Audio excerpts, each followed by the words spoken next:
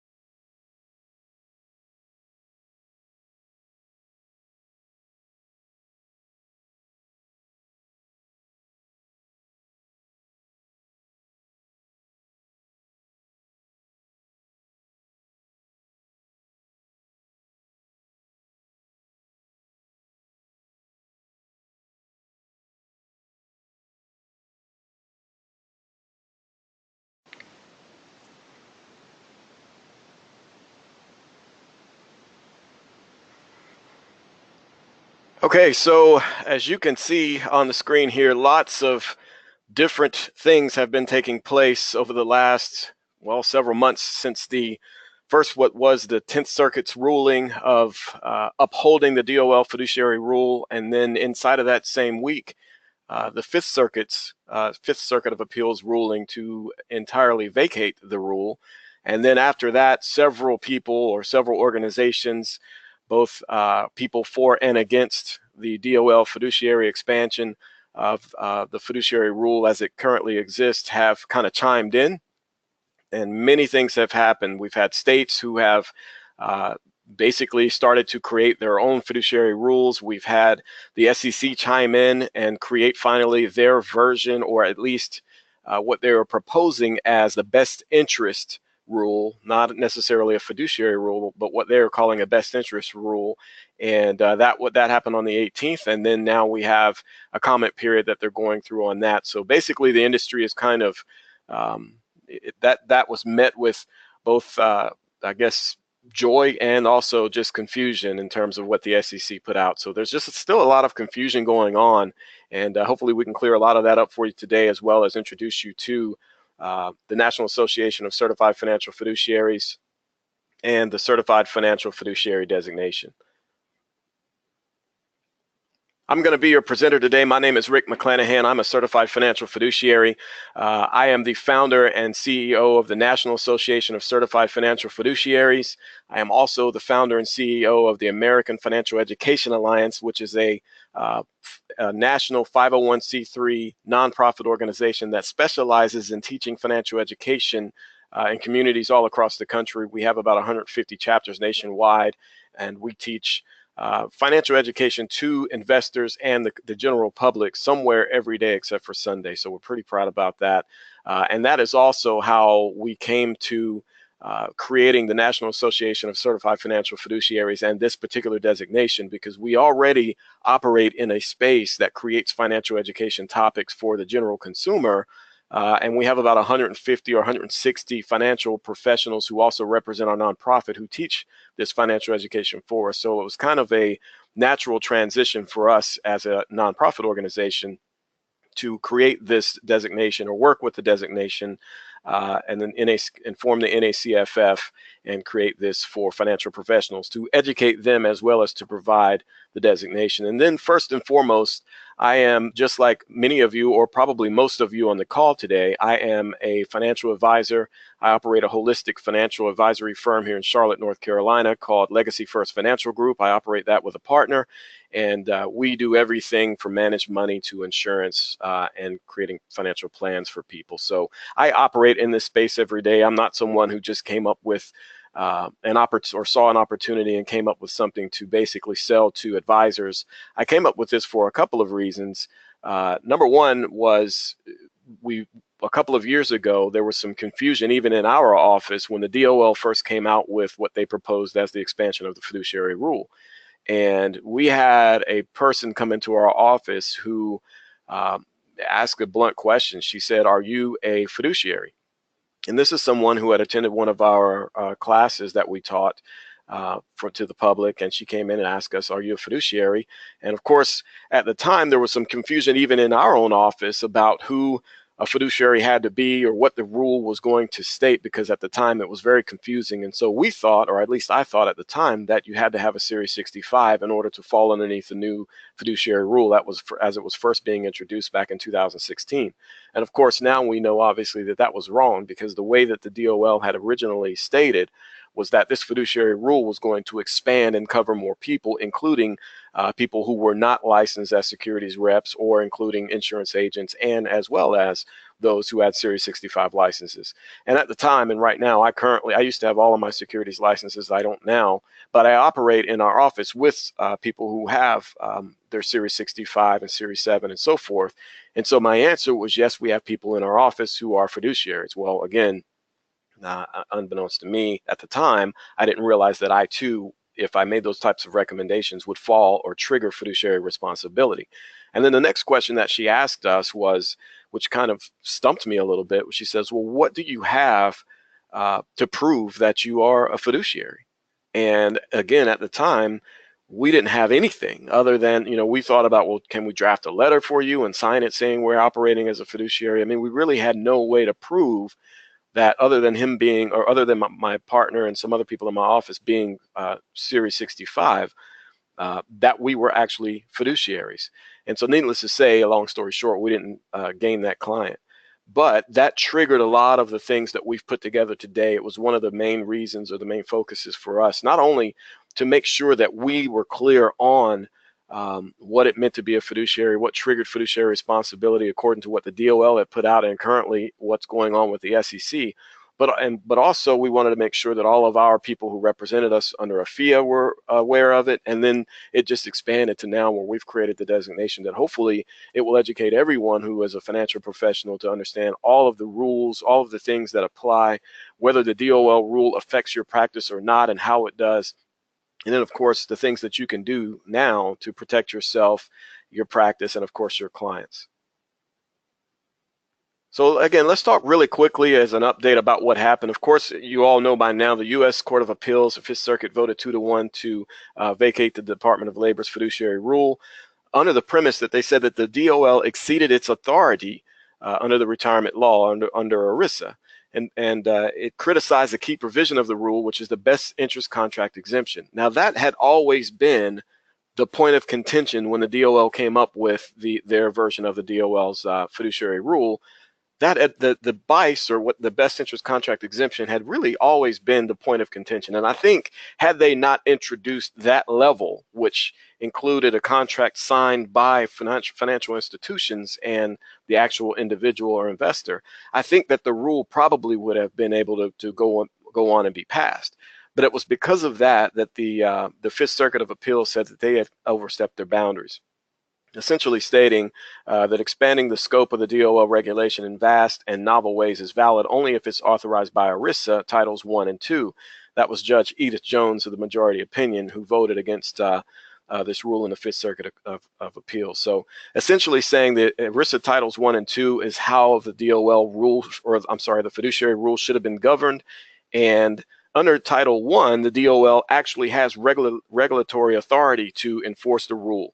However, under Title II, which covers the IRA's version of it, it then falls on the IRS. And so the DOL, according to Judge Edith Jones, had overstepped their boundaries in interpreting how ERISA was already stated, and that's why they were able to vacate, or at least what they claim is the reason why they should be able to vacate the rule.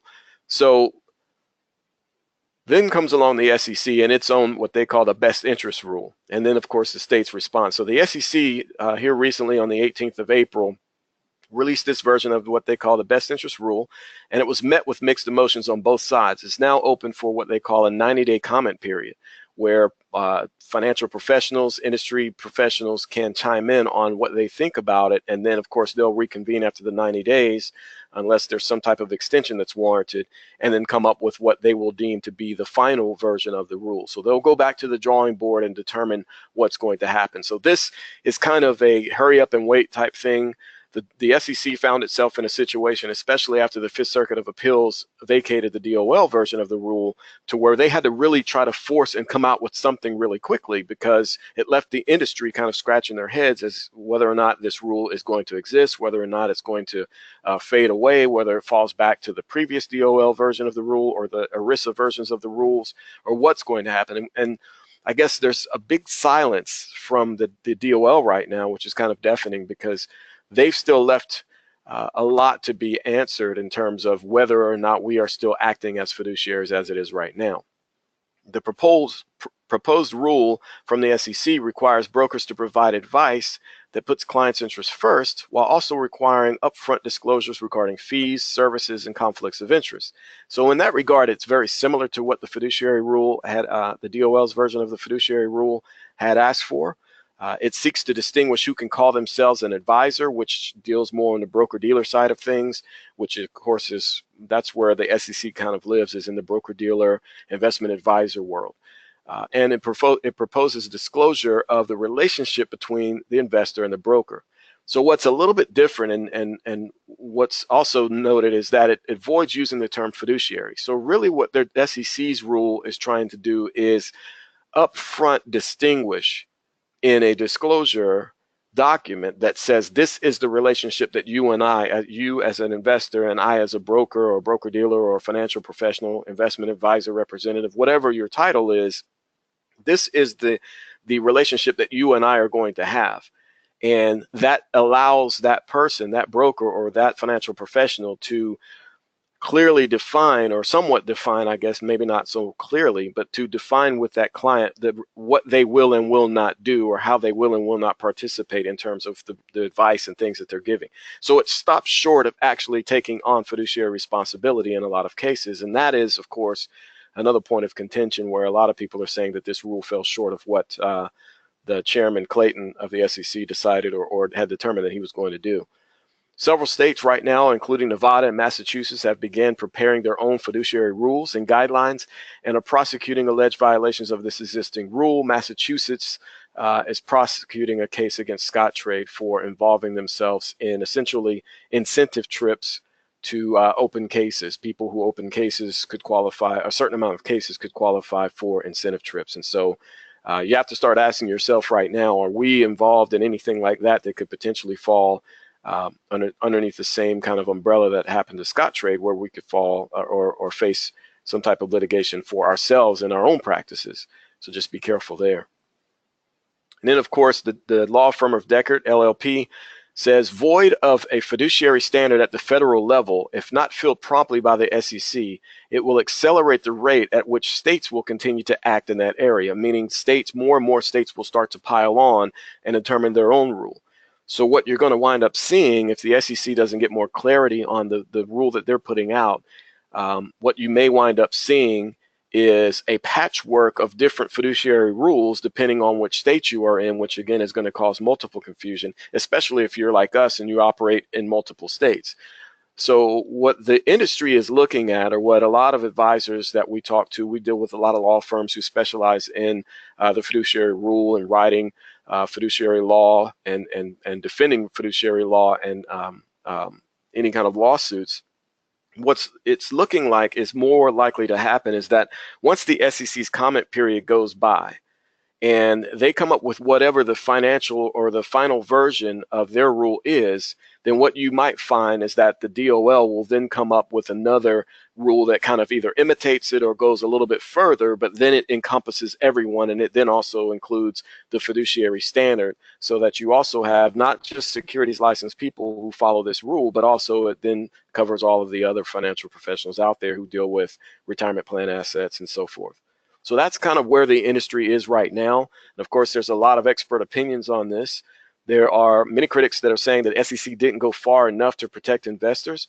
Barbara Roper, who is the director of investor protection at the Consumer Federation of America, has said that it is more accurate to call the rule enhanced suitability, while the SEC Commissioner Hester Pierce says it's more like suitability plus, And then, of course, Commissioner Kara Stein was even more critical by saying the SEC's proposal only maintains the status quo. So even inside of the SEC, the chairman or the commissioners there who are in charge of rolling this out are at the point right now where they're even going against each other somewhat. They agree with the fact that this should go to comment period, which is where it is right now.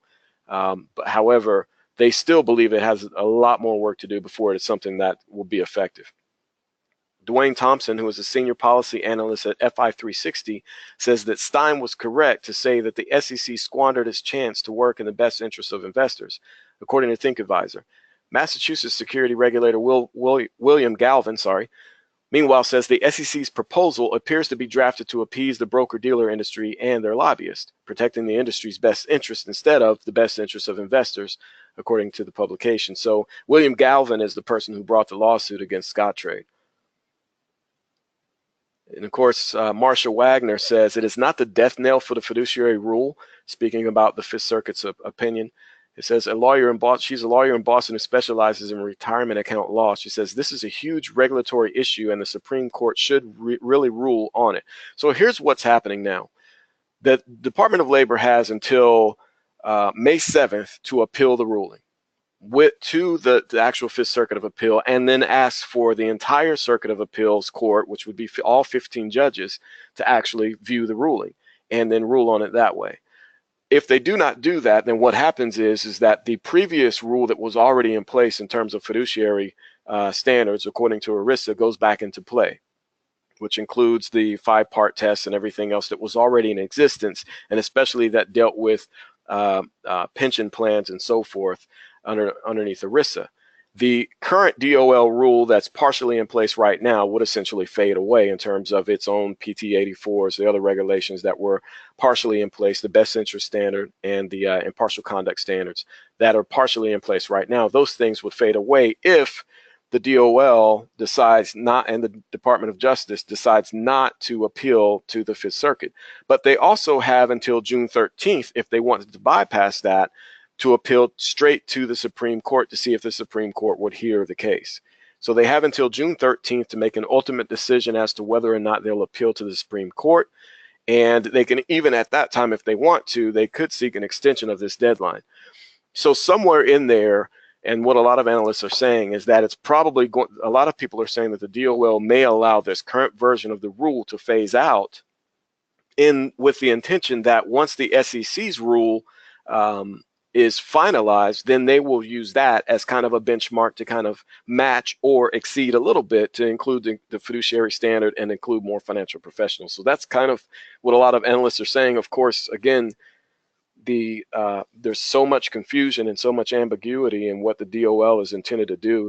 Their silence is quite deafening in terms of us as financial professionals and what we should be doing or how we should be operating our practice.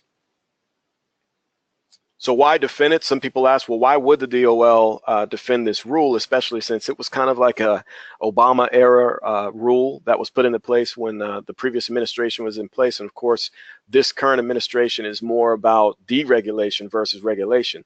So even though this administration might want to kill the rule, it may still be in their best interest to defend it to some degree, because it could be viewed as a serious curtailing of the regulatory authority of the Department of Labor and its rulemaking authority moving forward. In other words, if they allow another court, an outside court, to come in and overrule, and this is a state court, well, it's a federal court, but it's the Fifth Circuit of Appeals Court, to overrule any rule that they make, it could be bring into question future rules that could also go through the same process, leaving them with little ability to promulgate rules moving forward. And of course, another reason to defend it is the AARP has said over and over again that even if the DOL doesn't defend its regulation, that it is going to. And this is Erin Sweeney, a pensions and retirement account lawyer with Miller and Chevalier in Washington, D.C. And she says you wouldn't want another entity bringing forth your lawsuit. So all of the proponents of a fiduciary standard and big groups like AARP or the other consumer protection bureaus are looking to find some type of standard that uses the word fiduciary and protects investors. And then, of course, there are people who are against it, who say that having a rule like what the SEC is trying to put out that just describes what the disclosures need to be, but stops short of being a fiduciary, is kind of the way to go. So it does give the DOL a reason to at least chime in, at least to have their own version of the rule and why they should defend it going forward, because they wouldn't want a group like AARP taking up this same type of litigation and coming up with their own version of the rule. So what do we do now? Do we hope it goes away? Do we embrace it? And of course, on June 9th, as we talked about, the Department of Labor's rule meaningfully expanded when a person is deemed to be treated as a fiduciary under ERISA and the Internal Revenue Code as a result of providing investment advice. This fiduciary rule was also called a conflict of interest rule, and it states that advisors have to give conflict-free advice on retirement accounts, putting their clients' needs ahead of their own potential compensation. While the ruling could end in the fiduciary rule as a law, it cannot erase the awareness the DOL raised, nor can it stop market forces leading the business towards a more ethical place. And this is coming from seekingalpha.com. And John Bogle from Vanguard says in a New York Times op-ed, the fiduciary rule may fade away, but the fiduciary principle is eternal. So when we ask ourselves, well, can we hope it goes away or can we embrace it? We really have to think about what we're talking about. Unfortunately, that train has kind of left the station. Our potential clients already know that there was an argument about being a fiduciary. What looks bad, and we had a gentleman call into our office the other day, and he's a big proponent of our classes and what we offer. And he says, unfortunately, the argument and the bickering back and forth over whether or not there should be a fiduciary rule, especially the way that the rule is mentioned, where it talks about putting the client's best interest first over our own compensation and removing any conflicts of interest and disclosing things like that. When you look at that, and then the fact that there's an argument about whether or not we want that, because that's what the media is putting out, it makes all of us advisors look like the bad guy. It makes all of us look like we would rather not tell our clients or be open and upfront with our clients. And so he agreed, of course, that having a designation such as the one we're going to talk about today is valuable. But it's according to Ari Rosenbaum, who says kind of the same thing. He says, I believe that the marketplace is going to increasingly want retirement plan advisors who serve in a fiduciary capacity. Brokers can't try to reverse time and tell their clients that they have no interest in serving in a fiduciary capacity. That ship has sailed, and I think that even if the DOL or the courts fillet this rule like a butcher would, a stronger fiduciary rule is going to come down the road. And again, we've already started to see how states are jumping in and coming up with their own rules and enforcing them, despite the fact that the Department of Labor said that they're not even enforcing the rule right now, and that's the case against Scottrade in Massachusetts, as an example. So according to Ari Rosenbaum, the ship has already sailed. Your clients and prospects are looking for people who are acting as fiduciaries. And I think when you get asked that question, it's kind of a thing, well, if they ask you if you're fiduciary, you almost can't say, we no longer have to say that, or we no longer have to do that because that rule was overridden, because in their minds, they may be thinking, well, what you're really saying to me is that you're not going to put my best interest first, or that you're a proponent of that. So you have to be careful. They may be looking for that. They may be wanting to hear from somebody who says, yes, I am a fiduciary, or yes, I will act as a fiduciary, even though I'm not required to do so by law. And here's the reason, here's the way that I can prove that to you. So you have to be looking at that. So one of the questions that we see right now, or a lot of times people are asking us is, well, with all these changes and everything going on right now, am I still acting as a fiduciary? Am I still a fiduciary? And you have to ask yourself, well, if someone were to ask you that question, what would you say right now? Do you say that that law or that rule is partially in effect or not being enforced? Like, what would you say? Are you 100% certain that you're doing everything necessary to be compliant with the new regulations? Do you know what types of investment advice triggers fiduciary responsibility and what does not, especially during this transition period? Do you know the difference between suitability standards and fiduciary standards? And we'll talk a little bit more about that here in a moment, but that is one of the biggest things that people ask, or where I find that there's a lot of confusion, especially when people attend our class. They get confused on those questions between the difference between suitability and fiduciary standards. And are you susceptible right now to lawsuits in the future for violating fiduciary rules as they stand right now? And will you be in the future, depending on which way the SEC goes, or the vagueness that's out there in terms of what's enforced and what's applicable today? So the solution that we've come up with, and as I briefly mentioned earlier in this call, is the National Association of Certified Financial Fiduciaries and the Certified Financial Fiduciary Designation. This is an organization, again, that we started to kind of solve a lot of these problems. We're an educational resource background group. And so we put together, compiled all of the information dealing with the Department of Labor, now dealing with the SEC, dealing with ERISA, the history of what fiduciary was according to ERISA and how it applied to defined benefit plans, and then how it expanded to defined contribution plans and then to IRAs, the 5-part test rule that goes involved with that and what could still wind up being in place now. And then so we took it a step further and created what we call the Certified Financial Fiduciary Designation, which proves to your customers and to yourself that you hold yourself to a higher standard, that you're being held to a higher standard of accountability in terms of our code of conduct and things that we follow, and the fact that you voluntarily went through a course that trains you on how to properly treat your customers, your prospects, and acting as a fiduciary. Our pledge is the foundation. So regardless of what happens with the Department of Labor rule, whether that is enforced or not, our pledge is how we base what we teach. And so the pledge starts off of the duty of good faith, the duty of due care or prudence, and the duty of loyalty. And those three things are essentially: the duty of good faith is a fundamental obligation to treat all clients fairly. The duty of care is a fundamental obligation to exercise the skill of an expert and to only advise in those areas where expert skill level has been attained. And then, of course, the duty of loyalty is a CFF designee will first and foremost agree to always put their client's best interest first. These are essentially the 3 bullet points that make up our entire code of conduct that we follow. And so when your clients come in and they ask you, are you acting as a fiduciary, or do you put my best interest first? You will have an entire code of conduct to follow or to show them that, yes, indeed you do. Here are some of the things you're going to learn in the class. One of the biggest things is what relationships trigger fiduciary responsibilities, and that's going to be whether it's according to the Department of Labor rule, which is in place right now, or whether that expands into a different version of it later in the future, or even if it just relies on the ERISA fiduciary standards that were started back in the ERISA Act of 1975. So even those things are still applicable today. And one of the things you'll learn is, well, number one is if a person says he or she is acting as a fiduciary. So as soon as you have a conversation with someone and they ask you that, if you say, yes, I am, then you are triggering fiduciary responsibility, especially if it's dealing with retirement plan assets. If you give advice following agreement or understanding that the advice comes from the advisee's specific investments, so when you start making recommendations about someone's own portfolio or plan, then you are triggering that responsibility. And of course, if you give advice about a particular plan or IRA investment or management decision, we will unpack in the course how all of these things can potentially trigger fiduciary responsibility.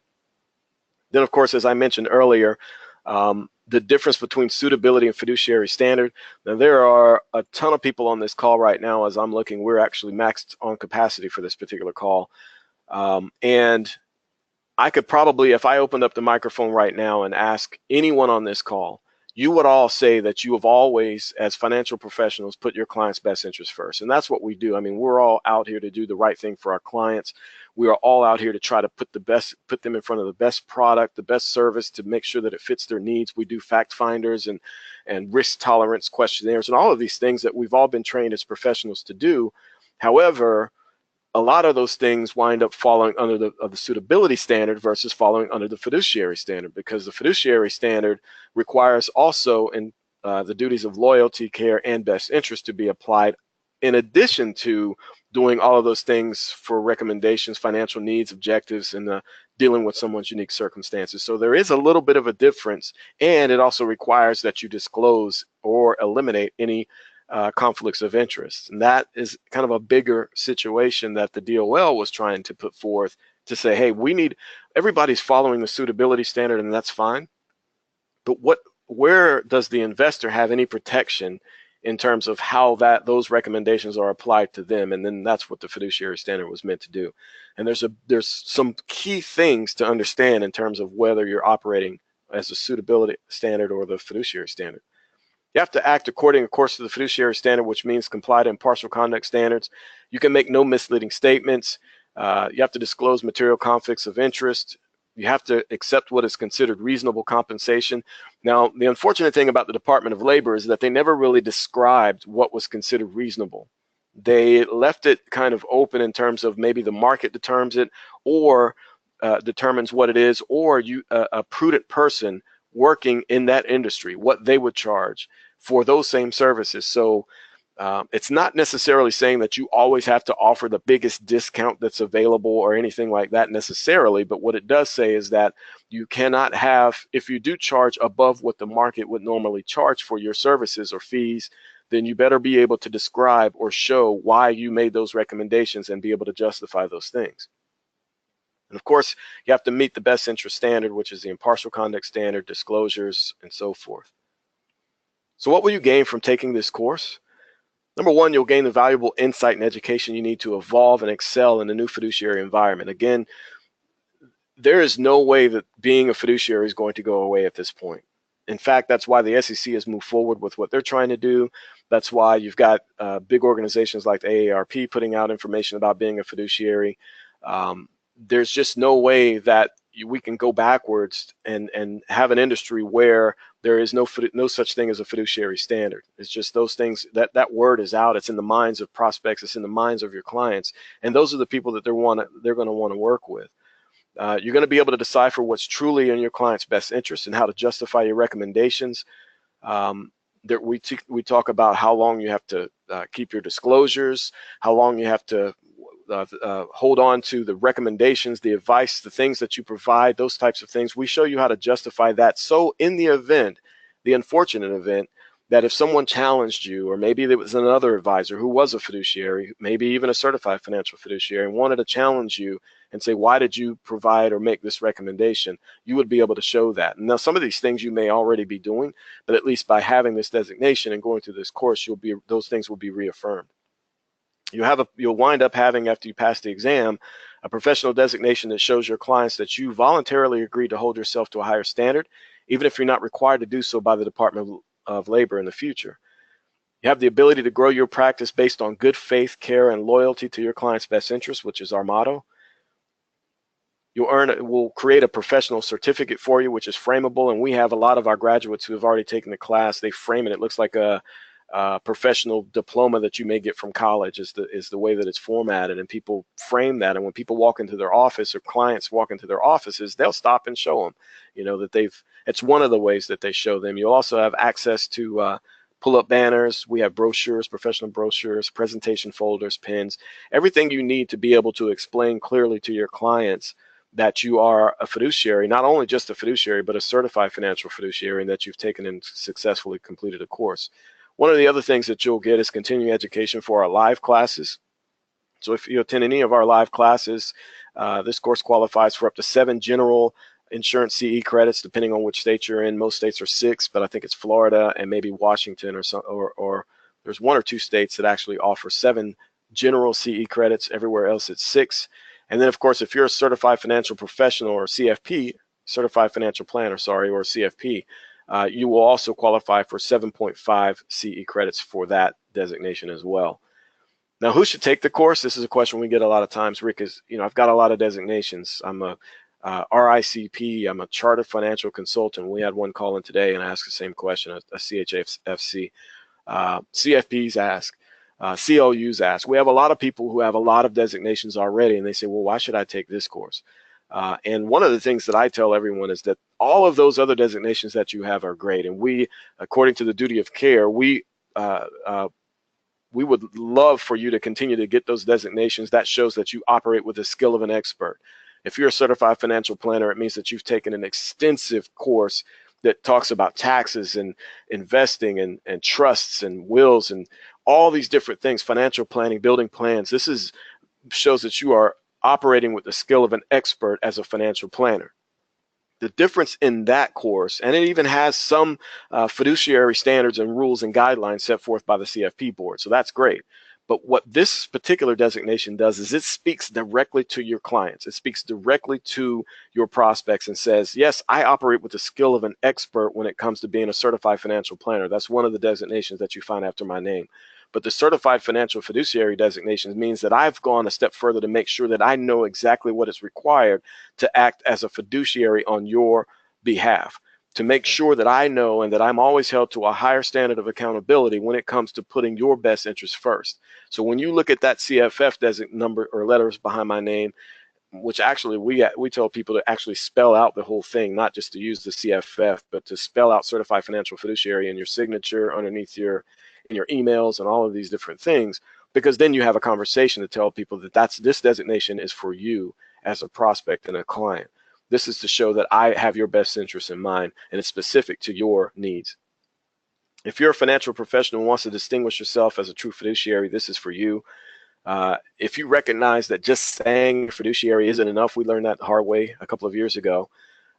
Those who want and need an added layer of credibility and accomplishment to separate yourself from your competition, CFF is the new standard of excellence. Not everyone qualifies to be a certified financial fiduciary. We're not going to take anybody. If you have any kind of, if you've been declined or your license has been revoked or your credit is really bad or you've got broker check or vector hits against you, things like that, this isn't going to be for you. Now, we look at all these things on a case-by-case basis. I know if you've been in the business for 30 years and something happened back when in year 2 of your career, those things we may look at. But if you're recently someone who has broker hits or you still have paid claims because of some lawsuits, things like that, you're probably not going to be able to take this course and be a certified financial fiduciary, because we only want the most upstanding people to represent us. Those who want to protect themselves, their practice, and their clients are someone, this course is for you.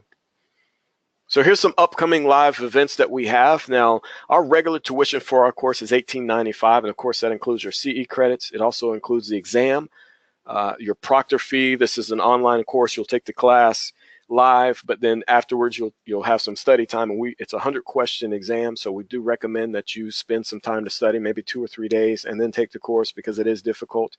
It is not an easy exam by any means, but it is passable. We have several people who have already passed it.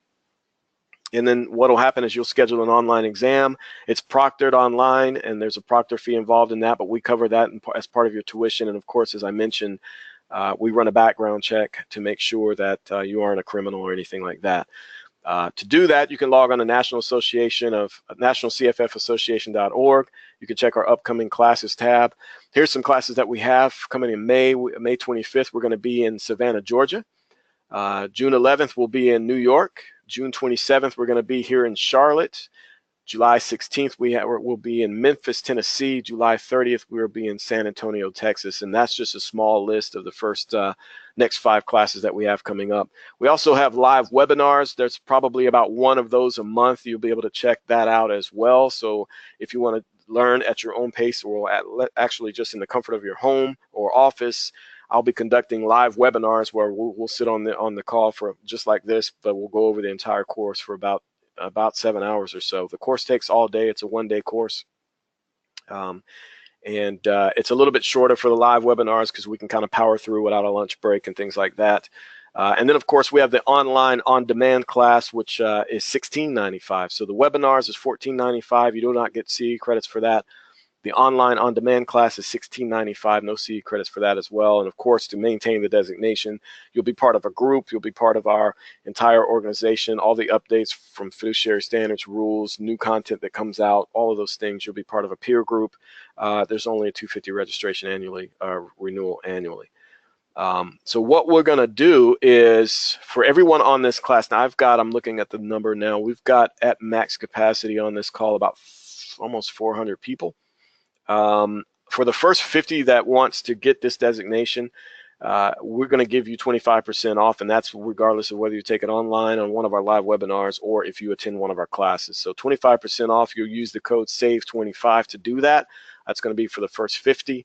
So as I mentioned, we've got close to 400 on the call right now. The first 50 that want to take advantage of that and register, we'll let that code hit at 25% off for you.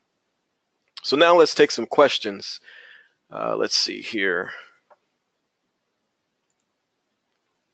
I've got, let's see, Michael says, I like what you guys are doing. If we are against the DOL rule, it makes us look like the bad guy. This designation seems very important. Thanks. Thanks for that, Michael. I agree with you. Looks like Ken says, is it accredited or approved by FINRA or SEC? And do you help with compliance? Okay, so the thing about that is the FINRA or the SEC, nor the SEC approve or endorse any professional designations. Professional designations are not required to be accredited. However, we are in the process of obtaining our accreditation. It takes about 18 months to do so.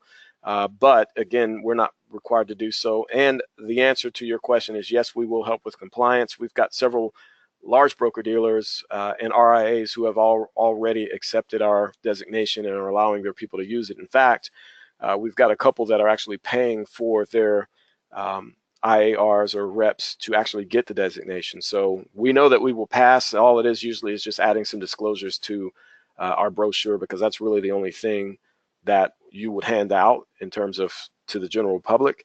But other than that, it's just approval of the designation, and we normally have no issues with that at all in terms of using it. Gary says, how long does it take to complete it online?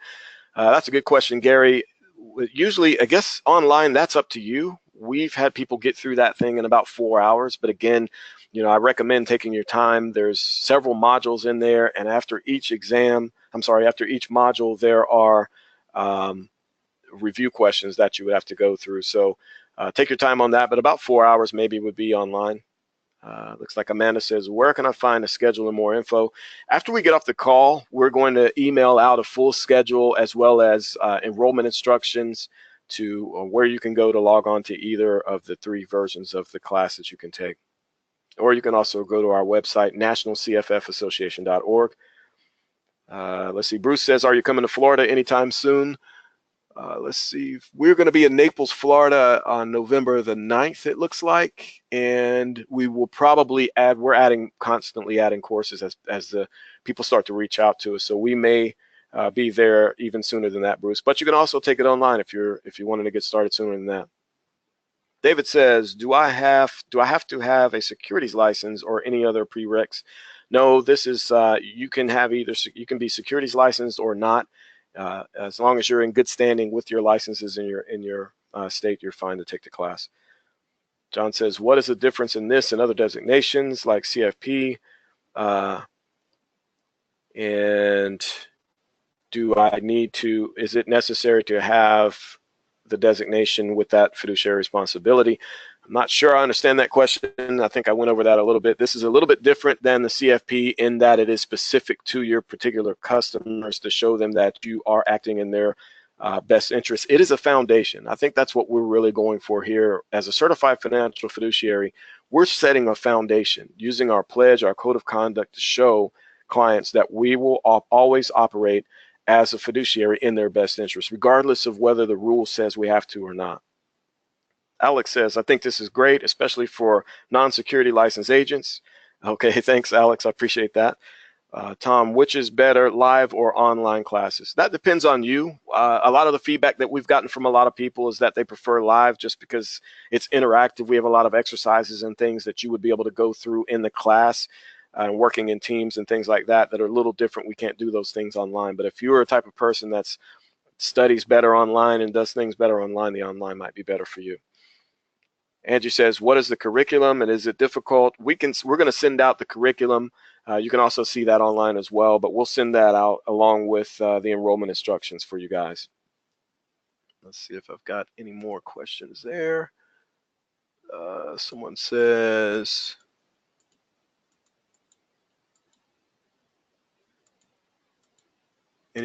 what if you don't charge? What is you don't charge anything, but instead are paid by the insurance company? Is your designation advantageous to insurance agents specializing in executive compensation or group life? This designation is good for whether you're life and health or whether you're level fee fiduciaries or not. Now, level fee fiduciary is a little tricky as it comes to I should say level fee advisors, I should say. So if you just charge a fee, or a flat fee or something like that, triggering the fiduciary responsibility is a little different for you than, say, someone who has variable compensation like a commission, back-end incentives, things of those natures, variable commission in terms of payouts for different, if you sell mutual funds, those types of things. This is a little bit different than level fee advisors, but at the same time, it serves the same purpose. You're going to learn about all of those things because the curriculum covers those things. And it also talks about, and here's someone asked about the life insurance, even in the group life. A lot of times, if you're making recommendations for people who are moving required minimum distributions, and you suggest, and we do this in our practice because we do a lot of what we call tax-free retirement planning using index universal life insurance or whole life products. And a lot of times, a way that we find that's easiest for people to fund those types of life insurance policies is to use required minimum distributions, especially if they don't need them. Because a lot of times what happens is people will take a required minimum distribution and place that in, say, some other type of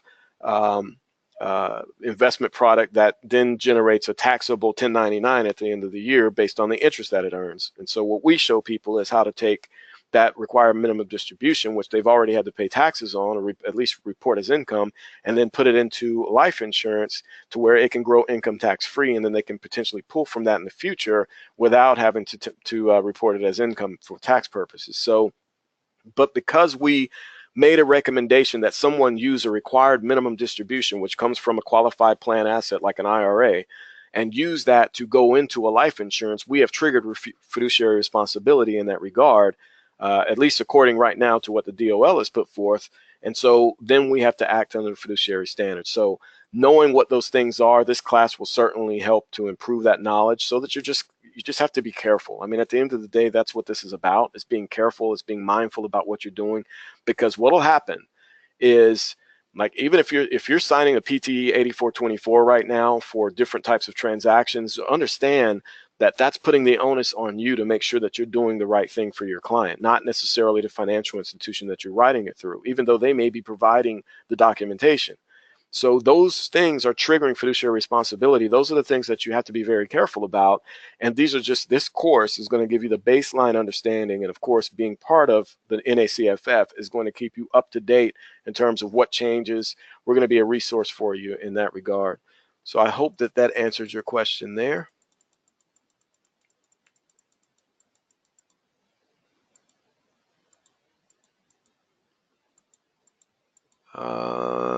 Someone says we should operate ethically and provide as best we can what is in the best interest to our clients first. I agree 100%.